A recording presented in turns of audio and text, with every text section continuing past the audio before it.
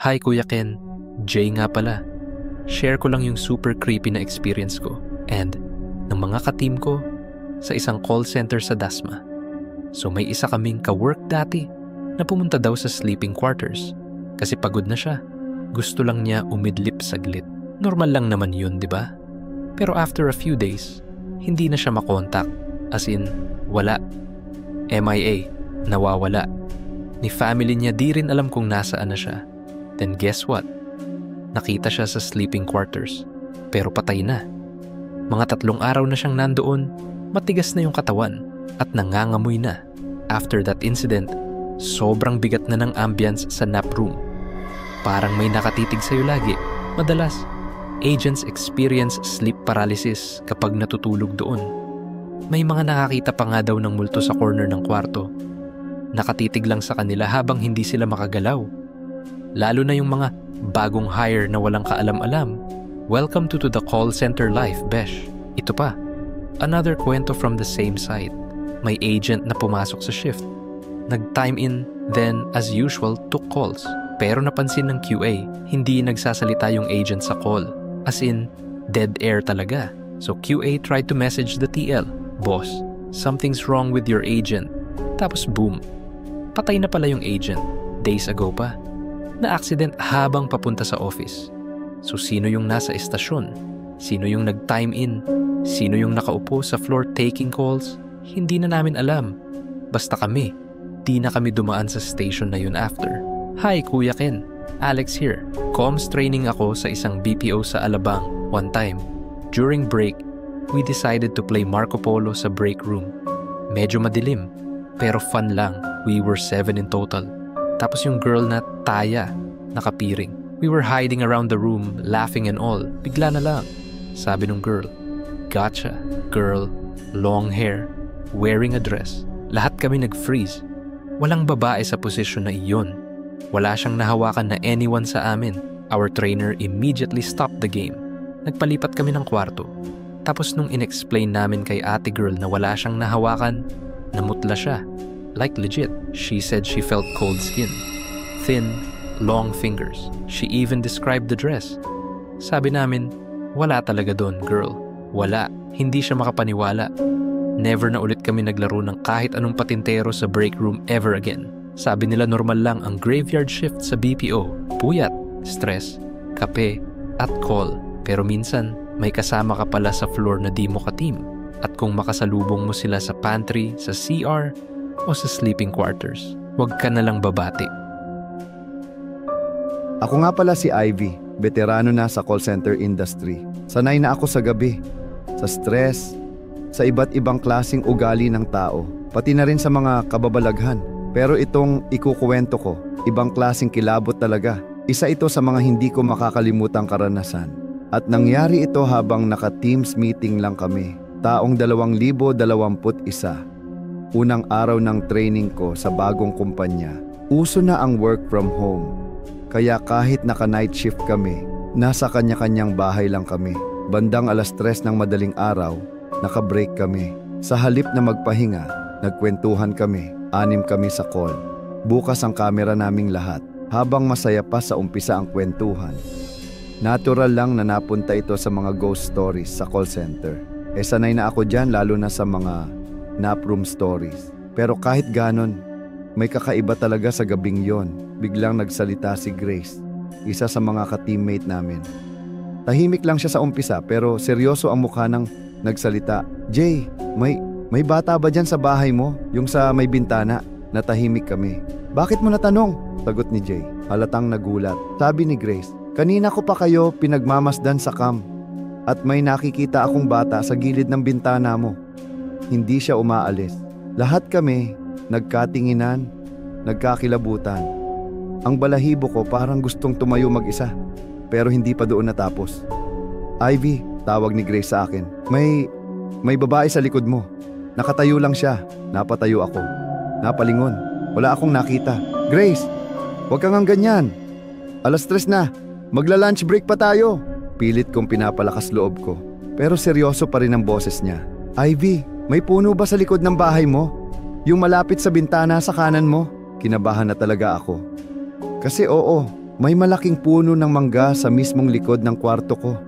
Hindi na kami natuloy sa lunch break. Lahat kami natulala. Tahimik ang call hanggang matapos ang break. Kinabukasan, hindi na ako nagdalawang isip. Bumili ako ng asin. Tinapunan ko ang paligid ng bahay, lalo na yung puno sa likod. Nagdasal ako at simula noon, hindi ko na rin piniling mag-on cam kung hindi kailangan. Pero minsan, kapag 10 oras ng gabi, nararamdaman ko pa rin na parang may nakasilip sa bintana ko. At sa tuwing naaalala ko ang sinabi ni Grace, hindi ko mapigilan ng manginig.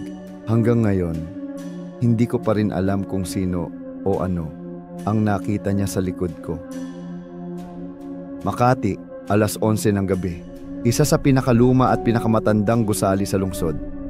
Naroon ang isang call center company na maraming beses nang nagpalit ng account ng management, pero iisa lang ang hindi nagbabago. Ang mga multong hindi umaalis. Bagong account, bagong training batch. Isa ako sa 4 na bagong hire habang ang iba naming kasabayan ay mga floating agent na galing sa ibang account. Habang palalim ng palalim ang gabi at humahaba ang break time, napapadpad ang usapan namin sa mga kwentong hindi dapat tinatanong. Nagsimula ito nang tinanong ko kung pwede na ba kaming gumamit ng sleeping quarters kasi 2 linggo pa lang kami sa company.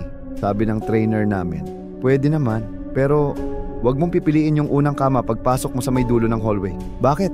Tanong ko. Doon madalas nagpaparamdam, lalo na kapag madaling araw. Mararamdaman mo raw may humihiga sa tabi mo. Minsan, may kumakalabit pa. Tumawa ako. Hindi ako naniniwala nun. Pero isang gabi, matapos ang napakahabang shift, wala nang ibang bakanting kama kundi yung nasa unahan. Pagod na ako. Siguro guni-guni lang nila yon. Nahiga ako, alas 3 ng madaling araw. Nagising ako sa biglang lamig. Tahimik ang buong kwarto. Pero ang katahimikan, may kakaibang bigat. At doon ko naramdaman, bumigat ang foam sa kanan ko. Parang may tumabi. Parang may humihinga sa likod ko. Hindi ako gumalaw. Nanginginig ang buo kong katawan. At bago ako nakapagsalita, may malamig na daliri ang dahan-dahang kumalapit sa balikat ko. Kinabukasan, wala akong nasabi kahit kanino. Pero alam kong alam nila. Nagkatinginan lang kami. Tumango ang isa. Kaya nga sinabing wag pero hindi doon natapos ang lahat. Sa ika-8 palapag, ginawang sleeping quarters ang dating training room noong pandemic. Walang gaanong tao roon, kaya mas tahimik. Sabi ng isang senior agent, minsan daw, habang natutulog sila roon, may biglang tumunog na keyboard. Parang may nagtatype, mabilis, diretso. Wala namang tao sa paligid. At ang mas nakakakilabot, walang computer na nakasaksak. May isa pang kwento. Sa line 8 ng softphone system ng company. Sabi ng mga luma na roon, huwag mong pipindutin ang line 8 kapag wala kang kausap. Kasi minsan, kung sasagutin mo yon, may maririnig kang humahagulgol. At kung hindi mo ito ibababa agad, ikaw ang susunod na tatawagin. Mula noon, sa tuwing gagamit kami ng sleeping quarters, nagsisiksikan na lang kami sa gitnang kama. Walang gustong lumapit sa unahan. At sa tuwing naririnig naming tumutunog ang keyboard sa itaas, hindi na kami nagtatanong. Sapagkat sa lumang gusali na ito, hindi lahat ng gumagalaw ay buhay. Sa isang kilalang call center sa Davao City, may isang sleeping quarters na bihirang pasukin ng mga empleyado. Hindi dahil hindi ito komportable, kundi dahil sa isang nakakatakot na alamat na bumabalot dito. Malamang makaka-relate mga call center sa Davao City kasi tinatawag nila itong Junjun tuwing nagpaparamdam. 3 taon na ang nakalilipas. May isang empleyado na nagngangalang Mark. Laging pagod si Mark. Kaya tuwing break, diretso siya sa nap room para makatulog kahit sandali. Isang madaling araw, habang tahimik ang buong opisina at naka-night shift ang karamihan, pumasok si Mark sa nap room. Hindi na siya muling lumabas. Natagpuan siyang wala ng buhay kinabukasan, inatake sa puso habang natutulog. Simula noon, kakaibang mga bagay na ang nangyayari. Una ay ang mga tunog. May mga nagsasabing tuwing alas 3 ng madaling araw, maririnig ang paghinga sa loob ng nap room kahit walang tao. Minsan, may tila kaluskos ng sapatos na parang may naglalakad pero wala namang makikita. Ang aircon daw ay kusa ring namamatay At muling bubukas, sabay kasunod ang mahihinang hikbi. Pangalawa, ang banyo ng babae. Isang gabing abalang-abala ang lahat. Pumasok si Jessa sa CR para mag-retouch. Habang naglalagay siya ng lipstick sa harap ng salamin, napansin niyang may nakatayo sa likod niya. Isang lalaking maputla, may itim na eye bags, at nakatitig lang sa kanya. Paglingon niya, wala namang tao. Pero pagbalik ng tingin sa salamin, nandun pa rin ito, nakangisi. Mula noon, maraming babae na ang ayaw ng mag-isa sa Ang iba ay nagsasabing may nararamdaman silang malamig na hangin sa leeg habang nagsusuklay o may aninong dumaraan sa ilalim ng pintuan ng cubicle. May isa pang insidente. Si Carla, bagong hire, ay hindi naniniwala sa multo. Isang gabi, napagpasyahan niyang matulog sa nap room para patunayan na walang kwenta ang mga kwento. Pero pagkagising niya, may gasgas siya sa braso, 3 mahahabang galos na parang may tumulak o kumamot sa kanya.